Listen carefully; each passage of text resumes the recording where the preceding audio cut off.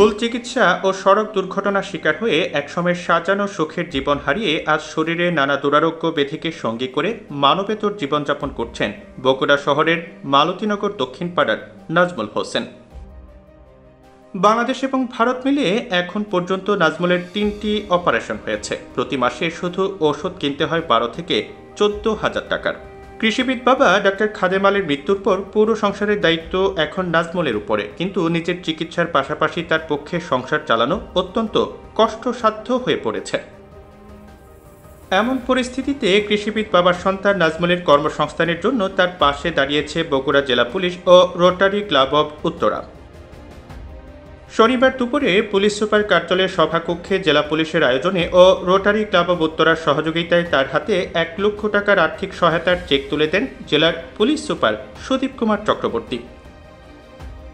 Check হস্তান্তরকালে সুদীপ কুমার চক্রবর্তী বলেন, নাজমুলের বাবা একজন কৃষিবিদ ছিলেন। শুরু থেকেই তারা চেষ্টা করে যাচ্ছেন বাবাহারা নাজমুলের পাশে মানবিকভাবে দাঁড়ানোর জন্য। আমাদের কৃষিবিদ পরিবারের সন্তান নাজমুল, সে খুব দুরারোগ্য ব্যাধিতে আক্রান্ত এবং তার পরিবারের প্রচণ্ড আর্থিক দুরবস্থা এবং তারা আসলে খুব অমানবিক জীবনযাপন করছে। তো এই বিষয়টি আমাদের নজরে আসার পরে আমরা ব্যক্তিগতভাবে আমরা যারা বগুড়ায় যারা আছি অনেকে তাকে সহায়তার চেষ্টা করি, কিন্তু এটি পর্যাপ্ত ছিল না। তো সেই জন্য আমরা মনে করি যে রোটারি ক্লাব অব উত্তরা তারা বিভিন্ন সামাজিক মানবিক কার্যক্রম করে থাকেন। আর সেখানে যে প্রেসিডেন্ট প্রকৌশলী খন্দকার আবিদ হোসেন সাহেব, ওনার সাথে আমরা যোগাযোগ করি এবং উনি এর আগেও বগুড়াতে একটি মেয়ে ক্রীড়াবিদ, তার ক্ষেত্রেও তারা কিন্তু সহায়তা বিস্তৃত করেছিলেন। সেই ধারাবাহিকতা তারা আজকে এখানে এসছেন।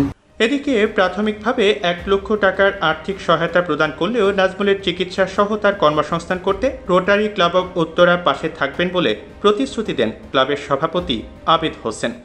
সেই কৃষিবিদের যে সন্তান দুরারোগ্য ব্যাধি, তিনি কিছু করতে পারবেন না, তার পাশে দাঁড়ানোর জন্য, মানবিক পাশে দাঁড়ানোর জন্য আমি তার ডাকি এসে রোটারি ক্লাবের পক্ষে থেকে 1 লক্ষ টাকা অনুদান হিসাবে তার পায়ে দাঁড়ানোর জন্য আমরা আসছি।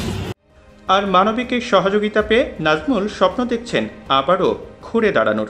আজকে যে সহায়তা আমি পেয়েছি 1 লক্ষ টাকা রোটারি পাবলিক অব উত্তরা পক্ষ থেকে, আমি চেষ্টা করব এই অর্থ সহায়তা আমি, যদিও আমার প্রত্যেকটা সময়ই আমার মানে অনেক টাকা ওষুধ খরচ করতে হয় এবং চিকিৎসার পিছনে অনেক ব্যয় করতে হয়, আমার কোনো সামর্থ্যই নেই।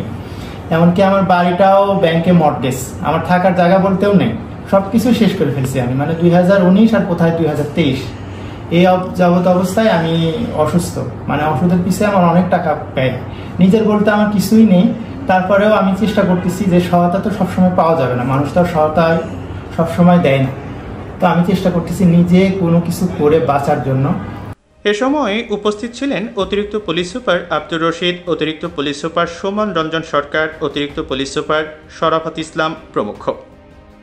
এছাড়া এ সময় আরও উপস্থিত ছিলেন first lady of rotary club of Uttara Rotarian Syeda Shahana Abid, ক্লাবের সাবেক সভাপতি খন্দকার শাহিদুল হাসান ফিরোজ, কৃষিবিদ মাহফুজ রহমান, বীর মুক্তিযোদ্ধা কৃষিবিদ আব্দুর রাজ্জাক, কৃষিবিদ মহসিন আলী ও কৃষিবিদ আমিনুল ইসলাম প্রমুখ।